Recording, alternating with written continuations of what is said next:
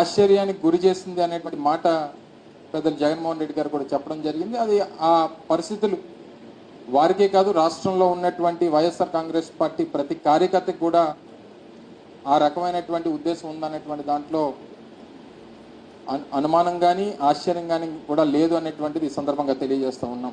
సహజంగా అడగకుండా అమ్మాయినా అన్నం పెట్టదని అంటారు, కానీ జగన్మోహన్ రెడ్డి గారు అడగకుండా అన్నీ చేశారు. కానీ ఇంకా ఏం కోరుకున్నారో ప్రజలు అనేటువంటిది తెలుసుకోలేకపోయారని అనేటువంటి దాని మీద పార్టీగా వైఎస్ఆర్ కాంగ్రెస్ పార్టీ నాయకత్వం అంతా కూడా గౌరవ పెద్దలు పార్టీ అధ్యక్షులు వారు జగన్మోహన్ రెడ్డి గారి నాయకత్వంలో రాష్ట్రంలో ఉన్నటువంటి ముఖ్య నాయకులు, పార్టీ పెద్దలు, పోటీ చేసినటువంటి అభ్యర్థులు అందరం కూడా కలిసి మళ్ళీ దీని మీద సుదీర్ఘమైనటువంటి చర్చ జరగాల్సినటువంటి అవసరం ఉంది.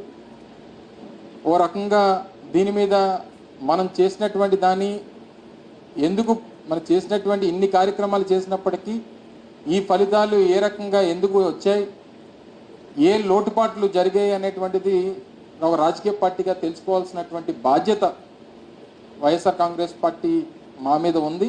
దాన్ని తెలుసుకునేటువంటి కార్యక్రమం చేస్తాం. దీని వల్ల తప్పు జరిగింది అని అనుకున్నప్పుడు డెఫినెట్గా దాన్ని అధిగమించి వచ్చేటువంటి రానుటువంటి రోజుల్లో దాన్ని సరిదిద్దుకునేటువంటి ప్రయత్నం కూడా వైఎస్ఆర్ కాంగ్రెస్ పార్టీ చేస్తుందనేటువంటి విషయాన్ని కూడా ఈ సందర్భంగా తెలియజేస్తా ఉన్నాం.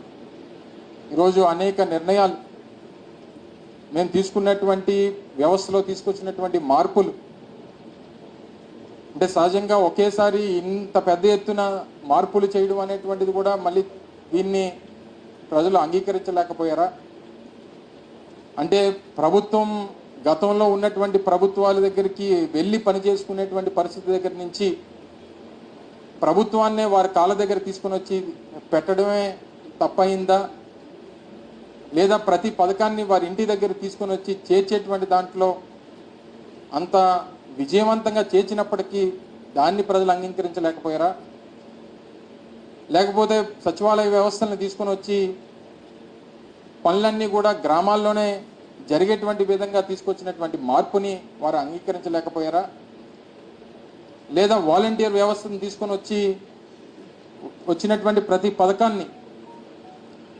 పథకాన్ని ఇంటి దగ్గరికి గడప దగ్గర తీసుకుని వెళ్ళి ఇచ్చినటువంటి దాన్ని వారు స్వాగతించలేకపోయారా? ఇలాగ అనేక రకాలైనటువంటి మార్పులు స్వతంత్రం వచ్చిన తర్వాత వ్యవస్థల్లో ఇన్ని మార్పులు తీసుకురావడం అనేటువంటిది గతంలో ఎప్పుడు జరగలేదు. నూతనంగా ప్రభుత్వ ఉద్యోగాల కల్పన కానివ్వండి, దాదాపు సచివాలయ వ్యవస్థ ద్వారా 1,30,000 మందికి ఉద్యోగ అవకాశాలు కానివ్వండి, అలాగే ఆర్టీసీకి సంబంధించినటువంటి ప్రభుత్వంలో విలీనం చేసేటువంటి దాంట్లో కానివ్వండి, ఇలా రకరకాలైనటువంటి నిర్ణయాలు వ్యవస్థల్లో తీసుకుని వచ్చి మార్పులు తీసుకుని వచ్చి ఇన్ని పెద్ద ఎత్తున చేసినటువంటి సంస్కరణల్ని ప్రజలు స్వాగతించలేకపోయారా?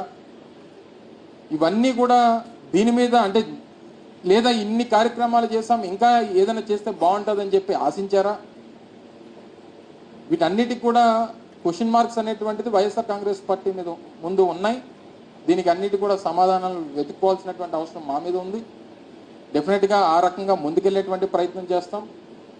అన్ని రకాలుగా కూడా ఈరోజు నిన్న ఫలితాలు వచ్చిన తర్వాత చంద్రబాబు నాయుడు గారు కానీ తర్వాత పవన్ కళ్యాణ్ గారు కానీ మాట్లాడినటువంటి మాటలు చూస్తాం.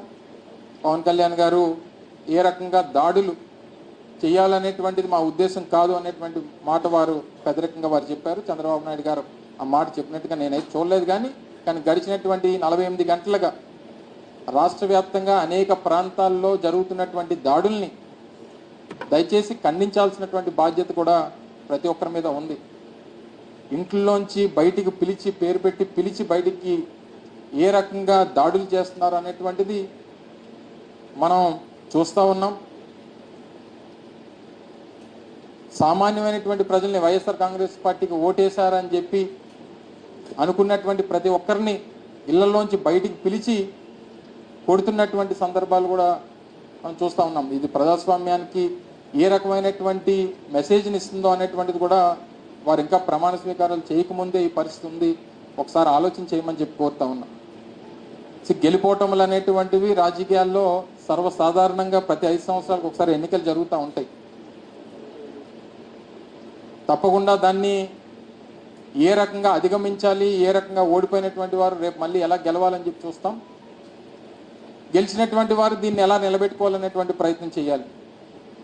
అంతే తప్ప ఈ రకమైనటువంటి పరిస్థితులు అనేటువంటిది ప్రజాస్వామ్యానికి సరైనటువంటి పద్ధతి కాదు అనేటువంటిది బలంగా నమ్ముతున్నటువంటి వ్యక్తులు. ఈరోజు ఉదాహరణకి నా వరకు నా కుటుంబం దాదాపు 10 ఎలక్షన్స్లో పోటీ చేశాం. 4-5 సందర్భాల్లో గెలిచాం, 4-5 సందర్భాల్లో ఓడిపోయాం. ఇవి రాజకీయాల్లో కొత్త కాదు. రాజకీయాల్లో గెలిపోవటం అనేటువంటిది సర్వసాధారణంగా జరిగేటువంటి ప్రక్రియ.